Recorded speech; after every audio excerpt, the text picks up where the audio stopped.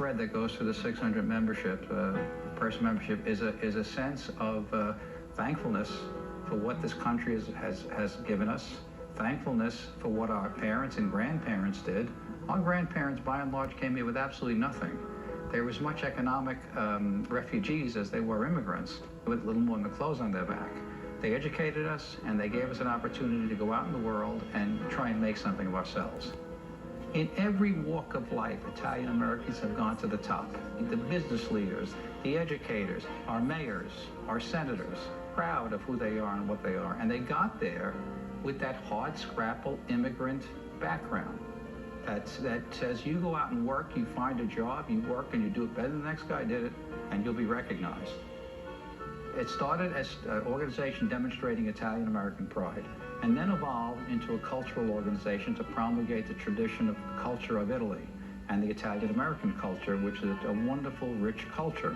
We have rebuilt this building from the ground up, but it's more than a beautiful edifice. It's a place to get people together, and it's a tremendous source of pride. But that pride is more about what we do inside this building than the building itself. We realize that we have to be more. We have to be a philanthropic organization, hence the scholarship program and the many other things that we've done. We now have close to 600 students at an annual cost of $2 million. In addition to that, we raised $200,000 for the earthquake victims in L'Aquila.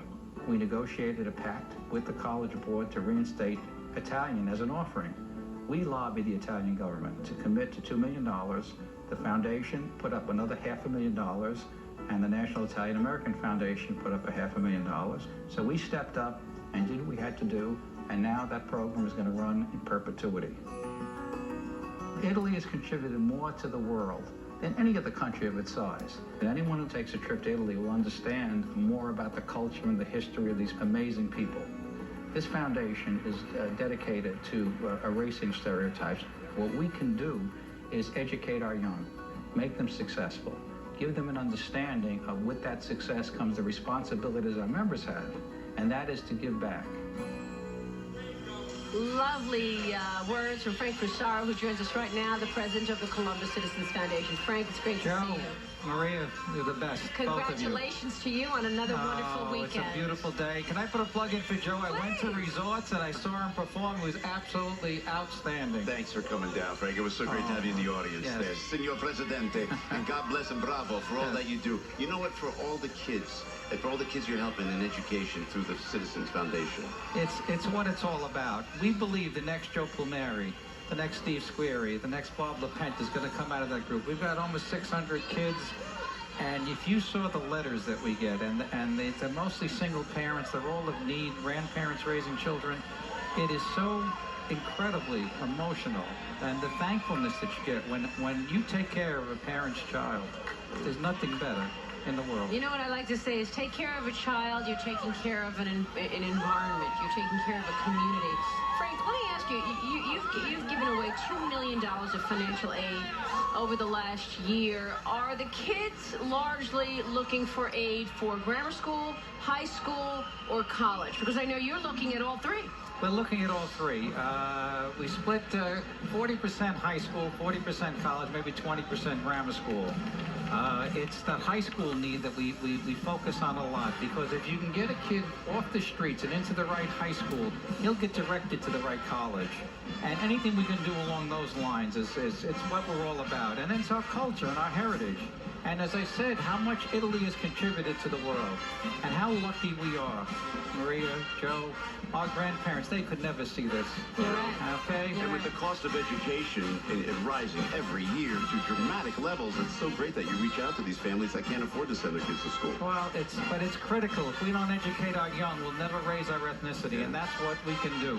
And Maria, you know what Mr. Fusaro said so telling is that you expect these kids that you're helping to give back. Absolutely.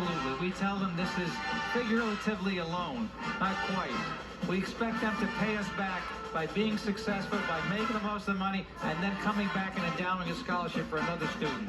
That's what it's all about. That is what it's all about, and I know you've done so much. But by the way, we're watching right now the West Islip Marching Band. The bands and the groups that we get to come here. Tell us what goes on and how that all comes about. I know this many, many volunteers. Alfred Catalano helps put this parade together, and so many people around him makes my job a lot easier. And the dedication of the members to get these kids out here, they all want to be out here, line them up and so on. We had a gala that, Maria, you were our mistress of ceremony, knocked the ball out of the park. You and Joe Plumeri and Steve Squeary and Bob LaPenta, and this man, ladies and gentlemen, watching on Channel 7, you work all year long with Alfred and with Larry and the great group of the Columbus Citizens Foundation. Thank you for all you do for Italian Americans. It's our thrill to do this. It's our pleasure. It's a labor of love. Thank you, Frank. Frank Fusaro, president of the Columbus Citizens Foundation. We want to throw it over to the gentlemen of the college. This is the alma mater of Joe Plumeri, our Grand Marshal, William and Mary College, the College of William and Mary, with their